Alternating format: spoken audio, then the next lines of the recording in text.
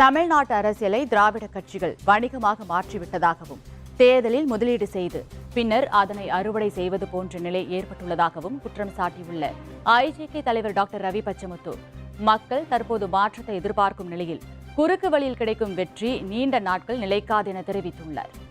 ஏன்னா அரசியல்ங்கிறது இன்னைக்கு என்ன ஆயிடுச்சுன்னா, முன்னாடி இப்போ இந்த எலெக்ஷனுக்கு முன்னாடி பார்த்தீங்கன்னா திராவிட கட்சிகள் எப்படி பார்க்கச்சுன்னா, என் பார்வையில் அது ஒரு வியாபாரமாக தான் பார்த்தாங்க.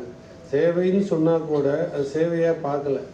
அதை நான் எவ்வளோ போடுறது, ஒரு எலெக்ஷன்னா 100 கோடி போடுறேன், 50 கோடி போடுறேன், 30 கோடி போடுறேன் ஒரு தொகுதிக்குன்னு சொன்னாங்க. இனிமேல் எந்த திராவிட கட்சிக்கும் அந்த தைரியம் வராது. நமக்குள்ள தேவையானது ஒற்றுமை. அந்த ஒற்றுமையை சரியாக பயன்படுத்தும் தன்னம்பிக்கை.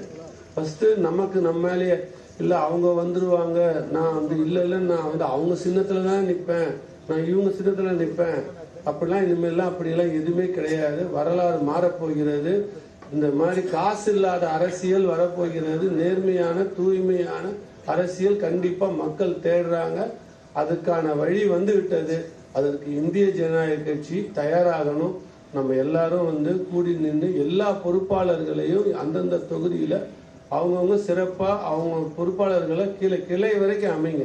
கண்டிப்பாக அது நமக்கு வெற்றி பெற செய்யும். அதே மாதிரி இந்த தேர்தலில் வேலை செஞ்சவங்க ஒவ்வொருத்தருக்கும் எனது மனமார்ந்த நன்றியை கூறுறேன். ஐயாவின் சார்பாகவும் இந்திய ஜனநாயக கட்சியின் சார்பாகவும் எங்கள் வேட்பாளர் சார்பாகவும். ஏன்னா எவ்வளோ வேலைகளுக்கு பலுவில் நீங்கள்லாம் இந்த எந்த மன வருத்தங்களும் எனக்கு தெரிஞ்சு பெருசாக எங்கேயும் நான் பார்க்கல. சிறப்பாக செஞ்சீங்க. உங்கள் அனைவருக்கும் என் மனமார்ந்த வாழ்த்துக்கள், பாராட்டுக்கள்.